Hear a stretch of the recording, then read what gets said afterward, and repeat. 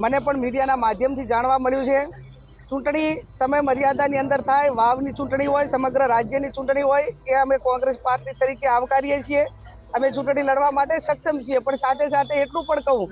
કે વિધાનસભાની ચૂંટણી લેટ ન થાય, લોકસભાની ચૂંટણી લેટ ન થાય, સમગ્ર રાજ્યમાં જિલ્લા પંચાયતોની ચૂંટણી બાકી, તાલુકા પંચાયતોની ચૂંટણી બાકી, 7,500થી વધારે ગ્રામ પંચાયતોની ચૂંટણી બાકી, 75 જેટલા નગરપાલિકાઓની ચૂંટણી બાકી, કે જ્યાં લોકોનો અવાજ, લોકોના પ્રતિનિધિઓની જરૂર છે, એ ઘણા સમયથી ચૂંટણી થતી નથી। તો ક્યાંક એમને લોકશાહી જીવતી રાખવા માટેની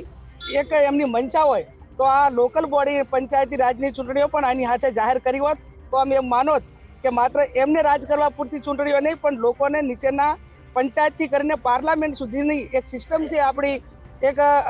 પોલિટિકલી એક ડેમોક્રેસી, એને હાચવવાનું કામ એ સરકારે કર્યું છે, પણ એવું થયું નથી। એ દુઃખદ બાબત છે।